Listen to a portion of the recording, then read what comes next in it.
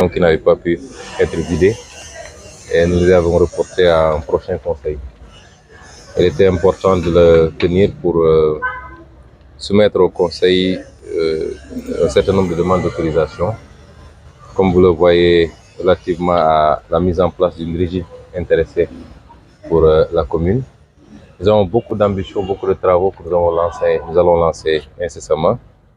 Et il est bon que la commune s'implique un peu plus dans la réalisation de ces chantiers. Il est très facile de lancer des appels d'offres, de choisir des emprises et de tout externaliser. Mais puisque la commune s'était dotée d'un certain nombre de matériel, notamment une pondeuse de pavés et d'autres matériaux, nous avons pensé que nous pouvons, dans le cadre d'un partenariat public-privé, mettre en place cette régie, qui est une bonne formule pour la réalisation qualitative et quantitative des travaux, mais également pour la création d'emplois. Et c'est une formule qui nous permet de faire ce qu'on appelle des activités à haute intensité de main-d'œuvre. La seconde autorisation qui était demandée, c'était relatif à la concession du stade Jules François Bocandé. Vous savez qu'on va lancer les travaux pour refaire ce stade et en faire un outil aux normes internationales avec une pelouse synthétique, l'éclairage, notamment les projecteurs, les tribunes, le terrain de basket et l'espace réservé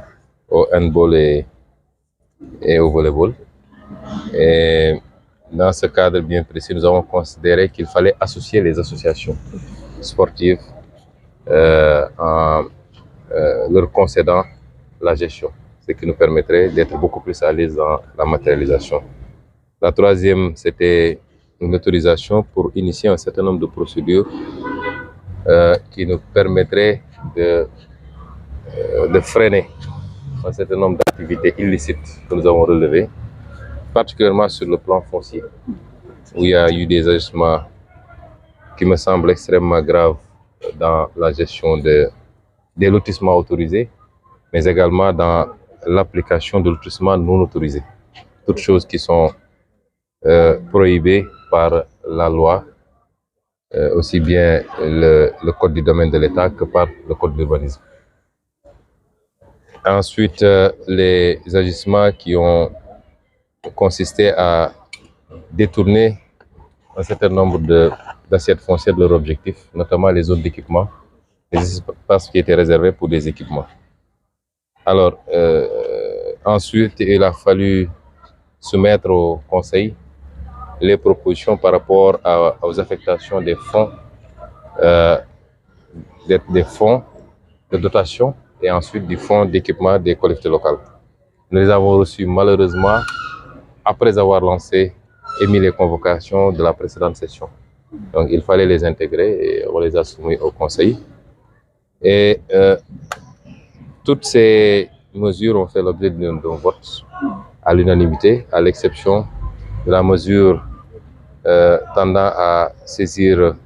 les autorités judiciaires par rapport à certains agissements où il y a eu 2 abstentions sur plus d'une soixantaine de présents. Donc nous pouvons considérer que le Conseil aujourd'hui nous a donné toutes les autorisations pour faire le travail qui est attendu de nous. waaw dañu daje woon tey ngir def benn session conseil boo xam ne dañu ci gënoon jublu mooy laaj waa les conseillers ñu autoriser nu ñu may ñu nangul ñu mën a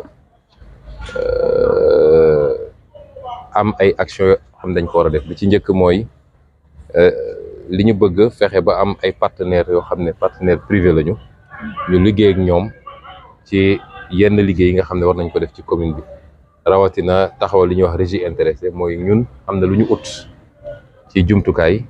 ay machines yoo xam ne day defar ay briques wala ay pavés ak yeneen yu mel noonu. Am nañ fuñ ko defit ba aménager ko, waaye loolu du liggéey mairie bi. Ñu ne donc nañu ut kenn koo xam ne acteur privé la, moom ñu am lu ñu signé ak moom mu yor liggéey bi, kenn ku nekk mën cee gis sa bopp. Muy lu am solo it ndax dinañu permettre ñu utal ndaw ñu bëri liggéey, ndax yu mel noonu boo ko defee di nga jël ndaw ñu bëri ñoo xam ne ñii dañ leen di former ci naka la ñuy defaree pavé yi ak briques yi, ñeneen ñu former leen ci naka la ñuy tegee loolu, naka la ñuy defee pose bi. Ñaareel bi nga xam ne moom la ñu bëggoon ñu autoriser ñu ko mooy li jëm ci nu mu tuddati stade bi nga xam ne dañ ko war a defaraat ba mu mel ni ñu bëgg. tey Ziguinchor am na problème stade ndax Aline Sitoé ñëpp xam nañ ni dañ ko war a defaraat donc ñun ñu jàppoon ni comme stade Néma stade Jules François Bocandé ci suñu loxo la nekk war nañoo mun a organiser pour defaraat ko bu baax a baax. du lu yomb nag ndax xaalis bu bari lay laaj lu ëpp milliard dina ci dugg mais lu ko jar la parce que ville boo ko bëggee defar du rek kër yi ak tali yi waaye nit ñi dañu war a am espace yoo xam ne mun nañ fa amee lu ñu bëgg ci tàggat yaram ak ci féexlu moo taxoon loolu bokk ci suñuy projet yu am solo ñu ne nag pour ñu def ko faaw ñu boole ci ñi nga xam ne dañuy yëngatu ci sport de manière générale mooy association yi nga xam ne ñu ciy liggéey ñu woon nag nañu conseil bi jox autorisation pour ñu mën a def li ñuy wax concession mooy am lenn loo xam ne ci stade bi ak ni ñu koy yoree dañ koy dénk ñooñu. ñetteel bi mooy war a mën a dakkal yi nga xam ne lu ñu gis la fi te lu bari def nañ ko pour wax gars yi ni li ngeen di def baaxul arrêté leen ko mais dafa mel ni tey la wàllu gën a ay chaque fois nit ñi gisaat ay actes yu bees loolu bokk na ci lépp lu jëm ci suufu Ziguinchor bi nga xam ne niñ koy daggee ak niñ koy jaayee dafa dëppoowul ak li yoon wax te day dem ba andi lorange ndax fu ñu waroon am jàkka wala église wala marché wala cimetière nit ñi dagg ko def ko terrain di ko jaay loolu baaxut. bokk na ci it yenn yi nga xam ne ñu ngi koy gis fii ci service yi rawatina ci état civil bi nga xam ne am na ñoo ay agents yoo xam ne dañuy def yoo xam ne day lor sax citoyen ndax jël numéro registre jàmbur jox ko keneen jël numéro extrait de naissance jàmbur jox ko keneen mu dem ba war a def examen wala war a def concours wala yu mel noonu ñu ne ko tey mënoo ko def parce que sa kayit baaxul loolu lorange la. ñu gis ko fii nag am lu ñu njëkkoon def ci ay jéego ay avertissement ay demande d'explication waaye dafa mel ni nit ñi moom def naa tàmm nañu yu yomb ba pare ñu ne kon yooyu nañu conseil bi may ñu mun koo yóbbu fi mbaxana doonee benn nit pour nit ñi arrêté loolu ak yeneen ak yu mel noonu yi nga xam ne tey lu ñu remarqué la. bokk na ci it quai de pêche bi nga xam ne lu am solo la ci dëkk bi état bi defaroon ko concédé ko mairie bi joxe sous concession mais gis nañ ni charte yi nga xam ne moom la ñu tëddaloon ci li ñu war a doxee sous concessionnaire bi respecté wu ko ñu noonu nag mairie bi mu autorisé ñu xoolaat convention boobu suñ koy dakkal ñu dakkal ko suñ koy defaraat ñu defaraat ko. bokk na ci tamit li jëm ci li nga xam ne jot nañ ko ci koppar muy